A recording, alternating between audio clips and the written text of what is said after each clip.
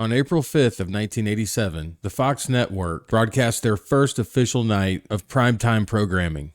The premiere of The Tracy Ullman Show was part of that primetime lineup. It also featured Julie Kavner and Dan Castellaneta as main cast members.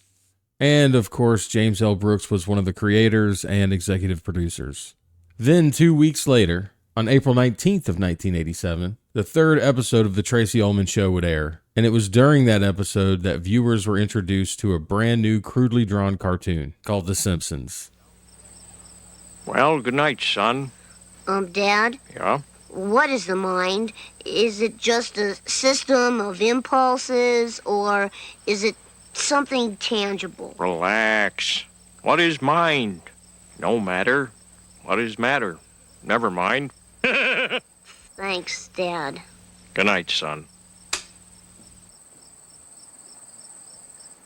Each episode was only a minute or two long, and they were broken up into 15-second segments that served as bumpers or interstitials in between the commercial breaks. As more and more episodes aired, The Tracy Ullman Show got less and less popular, but the Simpsons segments got more and more popular. So about 2.5 years later, The Tracy Ullman Show was canceled. So then Matt Groening, James L. Brooks, and Sam Simon worked together to create a series based on The Simpsons. And so Fox scheduled it to premiere in the fall of 1989. But unfortunately, the pilot episode fell apart. It was found to be a big pile of hot garbage. So they had to reshoot it using one of their better directors, David Silverman. So while that was going on, the show was postponed until Christmas of 1989. Our next guest is the creator of the Life in Hell comics and his animated cartoon special entitled The Simpsons Roasting on an Open Fire. Will be on the Fox network next Sunday. Ladies and gentlemen, please say hello to Matt Groening. So your big holiday special, is this your first, like it's a half an hour show? Yeah. First long form animated cartoon? Yeah. Oh, good. Yeah. And then it goes on regularly in January. Good for you. Oh, it'll be a series then. A series, right. Matt Groening, we'll be right back, folks. So then 35 years ago tonight, on December 17th of 1989, the very first episode aired called Simpsons Roasting on an Open Fire, episode number 7G08. It was written by a California blue-haired liberal by the name of Mimi Pond. It was directed by David Silverman, arguably one of the best Simpsons directors. And the showrunners, of course, were James L. Brooks, Matt Groening, and Sam Simon. And it starts off on pretty shaky ground. Just take a look at the first sight gag of the series. So am I to assume that the elementary school employees do not know how to spell the word pageant? Or was it the writers of the show? It's a little too subtle to know the difference. But it's good to know that the Springfield Shopper gave the pageant 3.5 stars, and then they were gracious enough to hand over an extra one too. And all the character designs are just kind of off a little bit. My original idea was that the Simpsons would be the only ones that would have hair color the same as their heads, but Barney originally had the yellow hair. Then we dropped that in. Yeah, we separated that to be brown. And the other thing, too, is that we had a couple of characters outside of Homer with the beard line, like Lenny at the very beginning, but we dropped that, too. Barney, of course, was inspired by Barney Rubble. We wanted to give Homer a sidekick neighbor, but we tried to make him truly pathetic. And that was the idea behind Barney. The town drunk is his best friend. So the character development wasn't quite there yet, but it's pretty amazing how many characters made their first appearances in this episode and still appear in brand new episodes today. First appearance of Seymour Skinner. Talk about excitement. Wasn't that wonderful? And now... So this is the first appearance of not Ralph Wiggum. I mean, it's Ralph, but his voice isn't right yet. Later on in the series, they decided to make him Chief Wiggum's son. I'm not even sure if his name is Ralph yet. First appearance of Mr. Largo, the music teacher. So we got a quick camera pan of Lewis and Wendell in the choir. And I believe that's either Sherry or Terry mixed up in there as well. Hey, Simpson! What is it, Flanders? Oh, do you think this looks okay? So we have the first appearances of Ned Flanders, and according to the internet, the little one is Todd Flanders. The older brother is Rod Flanders. But I'm really not sure if anyone knows the difference.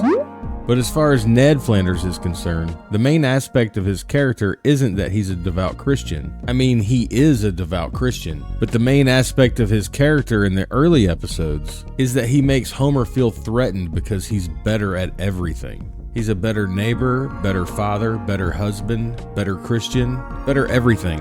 And I'm not exactly sure in which episode or season the change occurs. I would guess that it happened around the same time that the Simpsons writers started developing liberal brain rot. So pretty early on, because let's face it, as much as I enjoy the character Ned Flanders, he's obviously used as a device to laugh at Christians. But I'd be lying if I said I never laugh at those jokes. Attention all personnel. Only the voice of Waylon Smithers made its way into this episode, but Mr. Burns indeed made his first appearance. And his office looks totally different. And then there's Moe Szyslak, Barney Gumble, Patty and Selma.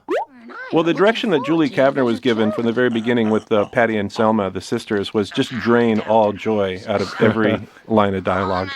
It was also the first appearance of Milhouse Van Houten in the series, but he was previously featured in a Butterfinger commercial. Hey, Bart, want to trade lunches? No way, dude. I got each of the 4 food groups. Sandwich group, cow group, jungle group, Butterfinger group. Grandpa Simpson was previously featured in a Tracy Ullman short.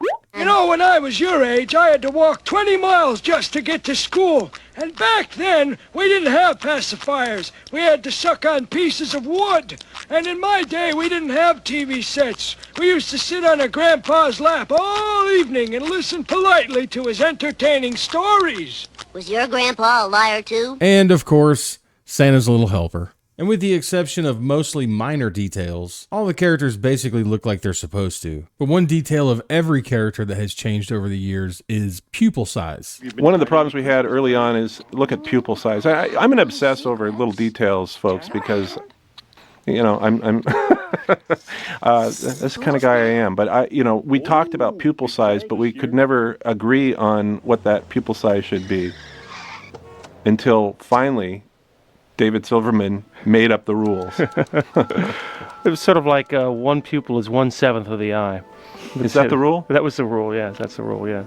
So obviously, we're dealing with a Christmas episode here. And even though it wasn't planned to be the pilot episode, it has this scene of Marge writing the Simpson family Christmas letter, which sort of bridges the gap between the Tracy Ullman shorts and the series. Our little cat Snowball was unexpectedly run over and went to kitty heaven. But we bought a new little cat, Snowball too. So I guess life goes on. So the story in this episode is very simple.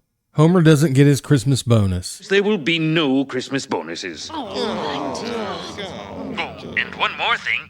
Merry Christmas. Then Bart gets a tattoo. One mother, please. Wait a minute.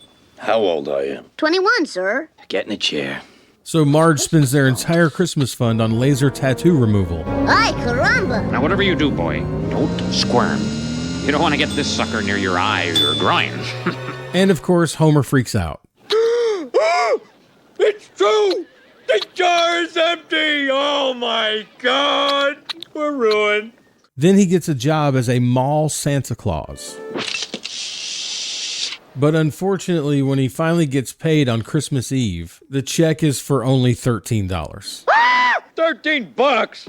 Hey, wait a minute. That's right, $120 gross. Less Social Security, less Yes. unemployment insurance, But less Santa training, Santa less training? costume purchase, Wait a less minute. beard rental, less Christmas club. but- See you next year. Oh, So he decides to take the advice of his drunk friend Barney I'm going to the dog track. and take the $13 to the dog track. Everything on Santa's Little Helper. And of course, he loses it all. Oh, shit. So instead of coming home with a bunch of money and gifts, he comes home with the dog who lost the race. Number 8.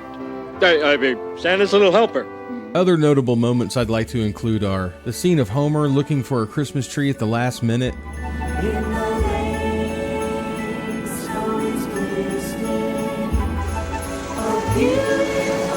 the first official doe in the series, Oh, no!